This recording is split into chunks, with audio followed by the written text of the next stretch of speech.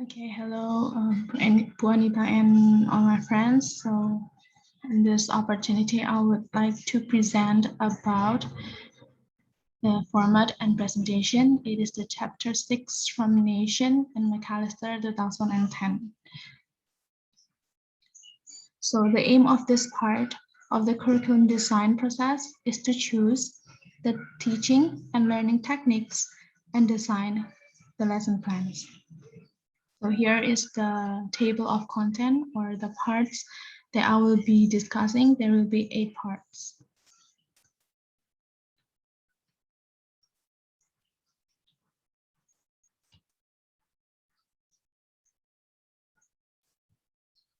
The first part is format and other parts of the curriculum design process.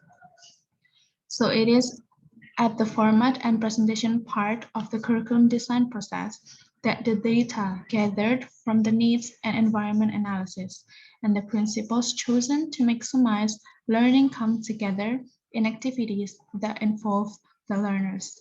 So most of the decisions made regarding the constraints, needs, principles, content, and sequencing will only be indirectly observable through the format and presentation of the lessons. Next is guideline for deciding on a format. Format and presentation must take account of the environment in which the course will be used, the needs of the learners, and the principles of teaching and learning. There's a problem facing curriculum design is that it is how to communicate the reasons why each lesson is like it is. So if both teachers and learners are aware of the goals of each activities, why they are useful goals, how the activity should be best presented to achieve the goal, and what kind of learning involvement is needed, and the signs of successful involvement, then learning is more likely to be successful. So this is the first table, 6.1. It is the format guidelines based on environment and needs, just like what we have discussed on the previous meetings. The environment, it includes learners, features, and situation. The needs, lacks, wants, and necessities, and there are 10 principles. The next is the 4 strengths.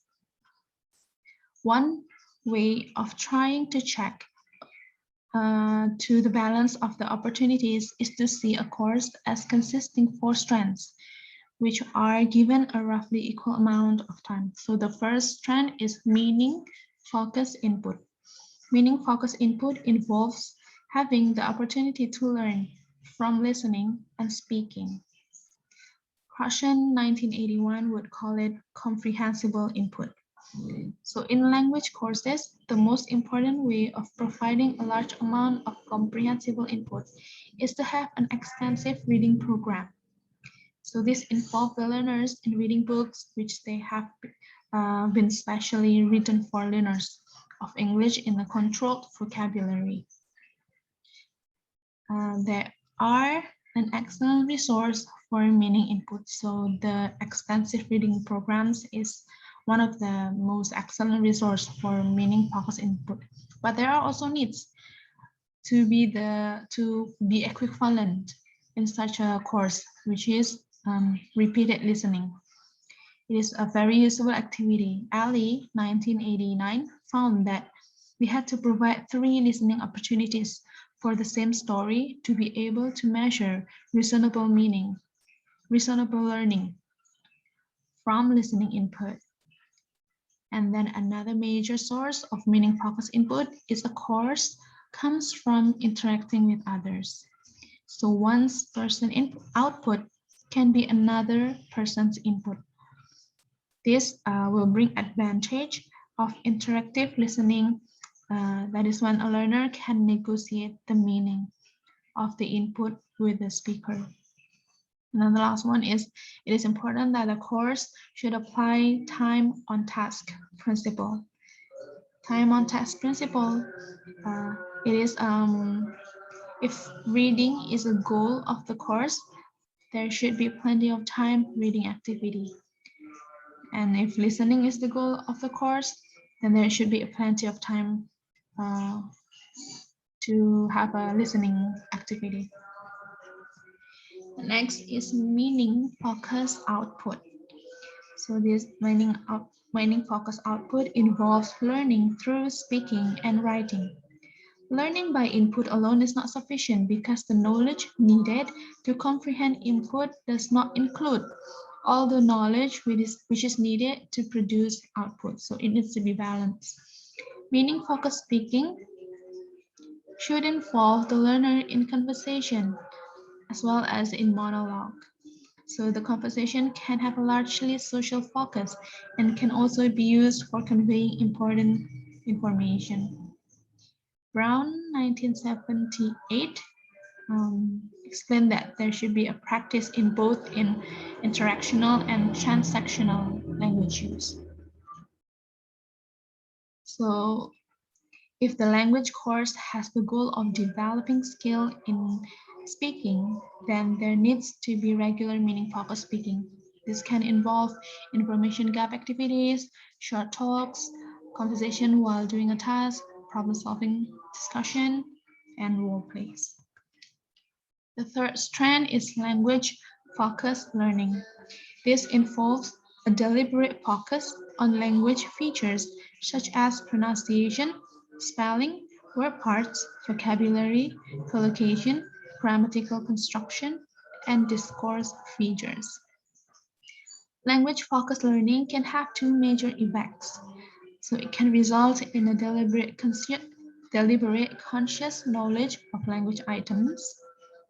This explicit language can be helpful in making learners aware of language features which they will meet in input. This awareness can help learning from input. Language-focused learning can also result in subconscious implicit knowledge of language items. This is the kind of knowledge which is needed for normal language use. And there are some activities which occur in language-focused learning. They are extensive reading, pronunciation practice, guided writing, spelling practice, blank filling activities, sentence completion, or sentence combining activities, getting feedback on written work, correction during speaking activities, learning vocabulary from word cards, memorizing collocation, dictation, and the explicit study of a discourse features.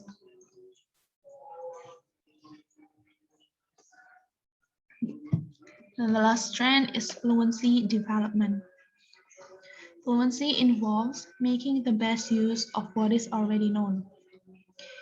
So fluency development strengths does not involve the learning of new language features, but involves becoming fluent with features that the learners have already met before. So this condition of fluency development strengths are first, easy and familiar material.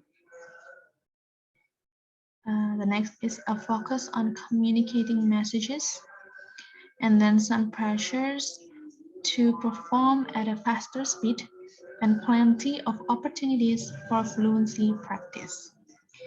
So the activity would be listening.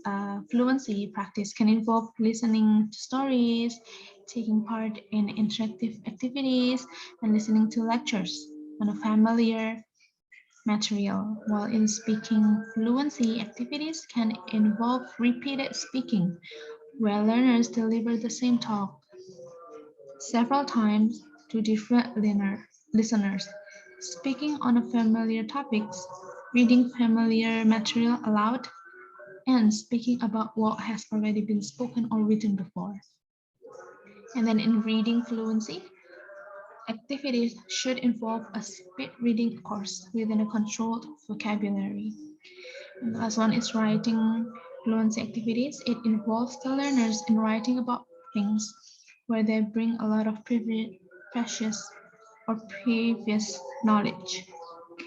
Other writing fluency activities can include linked skill activities. It is where learners working on the same material while moving through a series of changes. For example, listening to the material to talk and then talk about it and then write about it. So here in table 6.2, it is the activities and conditions for the 4 strands. Nations has asked understanding each strands and the condition and which activities will be best applied. And then the next is this word. It will talk about comprehensible questions. So this very common activity in courses which focus on reading. Involves the learner answering comprehensible questions of various kinds. So this include pronominal questions, true or false questions, and multiple choice questions. Clearly, vocabulary learning is not the main goal of the comprehensible questions, but questions can be designed so that they also help vocabulary learning as well as provide feedback about the comprehension. So that is why that's the way the word is used in a question, or the answer is not exact copy of the way in which it is used in a text. For example, you're trying to teach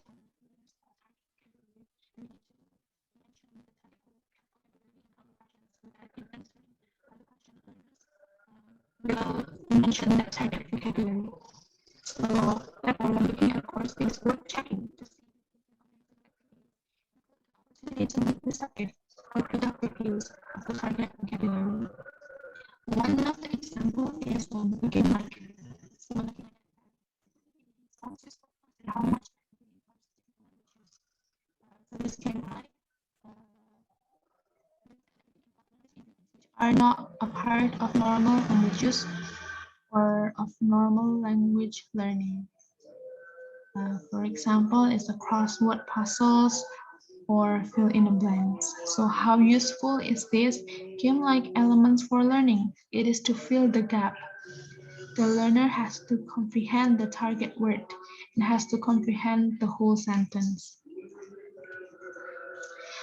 The next part is following a set format. So when designing a format of a lesson, the curriculum designer needs to consider environment factors such as the length of time available for each lesson, and then the teacher's skills and role in the lesson, and the size of a typical class. So when deciding a format of a lesson, it involves combining practical and principal considerations. What occurs in a lesson and the order in which it occurs should reflect principles of teaching and learning. So that's one of the discourse divides into three parts.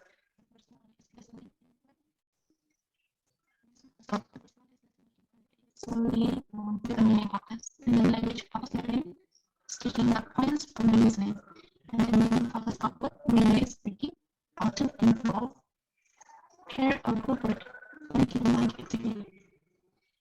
Within each of these sections, especially language focus learning and meaning there is no set order of activities demonstrate limitations on activity types. Learning will comprehensive include especially for literary activities.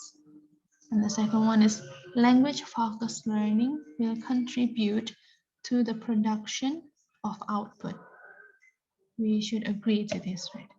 And the third one is learners should have to produce language with a focus on the message. That's for speaking. And the fourth is repetition is an important aid to learning, and material should be recycled in a lesson. Yes. And then 5, learners' interest can be engaged through short activities and it must be attractive.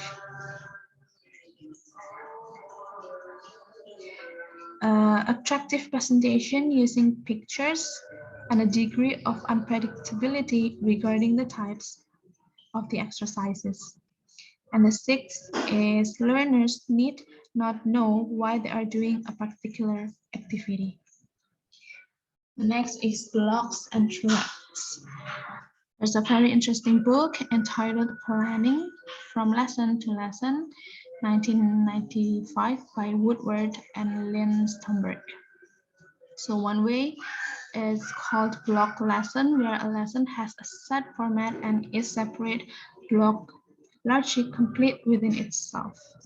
So typical block formats include the type of lesson looked at earlier in this chapter, with listening and reading input, language focused activity, and meaning focused input. So this involves an experience providing stage, a guided practice stage, and then a fluency development stage. The other way of planning a lesson is by making use of threads. Threads are the activities that run through a series of lessons. Threads are activities that can be used again and again with a minimal planning and only small changes.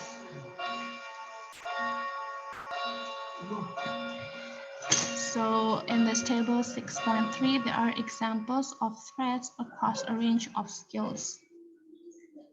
This is the goal, what target goal that teachers need to teach, and then the activity, variations, teacher preparation, and group size.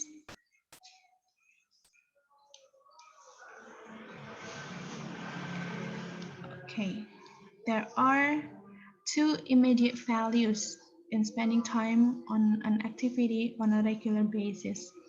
So firstly, there's the opportunity for spaced repetition, which is very important for learning. So for example, by listening to a daily weather report, learners will become familiar with the related vocabulary and the relevant construction and collocation. Secondly, there is no need to keep explaining new techniques and procedures to the learners. Next is the techniques and activities. So a large variety of techniques and activities can be drawn on when designing lessons. This can be divided into 4 major types, each type having its own cycle of activities, favorite learning goals, and principles of learning. So the first type is experience activities. Try to keep as much as possible of the knowledge needed to perform the activity within the learner's previous experience. So the experience technique allow learners to perform tasks with apparent fluency because of the preparation and control that has preceded them.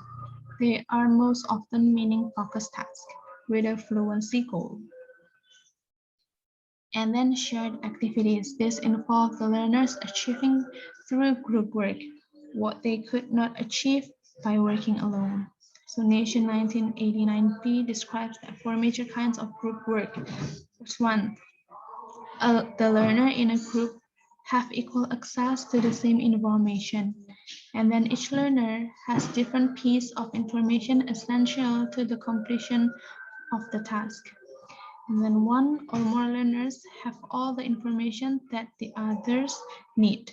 The last one is the learners share the same information, but each has a different task to do. The next type is guided activities, which involve the learners doing already partly completed tasks. So for example, a completion activity, substitution activity, matching activities, repetition activities, and ordering activities. They are all involve the teacher or curriculum designer providing part of what is needed so that the learner's task is made easier and less likely to result in error. So guided activities usually involve language-focused instruction, though they may lead to a kind of meaning-focused activity. So for example, learners produce sentences based on a model that involves them saying things that are meaningful to them. One example is that they have to describe themselves. And then usually language-focused guided activities are used to prepare learners for meaning-focused experience activities. Next is independent activities. Independent activities is the ultimate goal of the other three.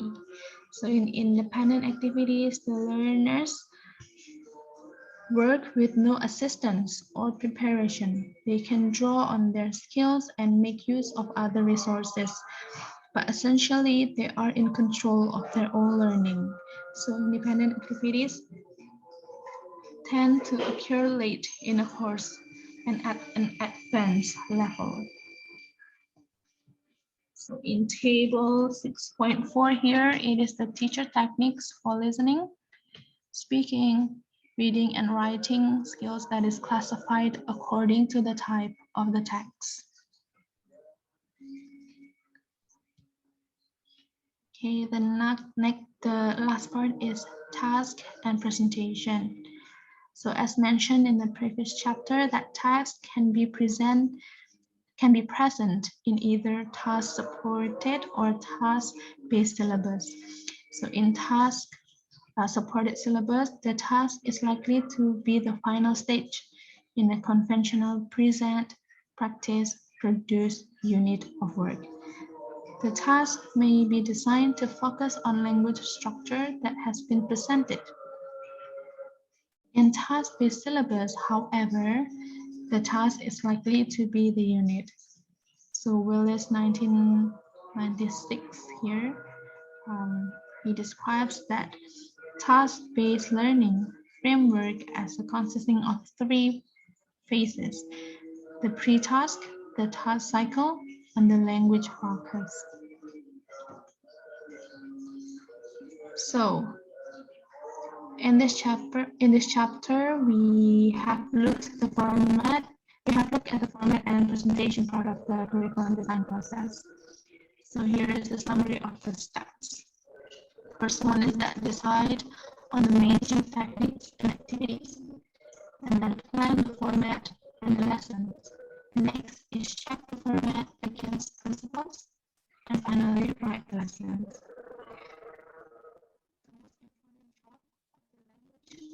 Teacher is to plan, and the second most important kind of planning is to provide a balance of opportunities for learning across the four strands that I have discussed before.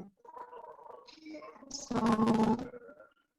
in the next chapter, we will complete the coverage of the large inner circle where the others can see learners at their learning whether they are making progress or monitoring the assessment. So that is all for my presentation today. See you in class. Thank you.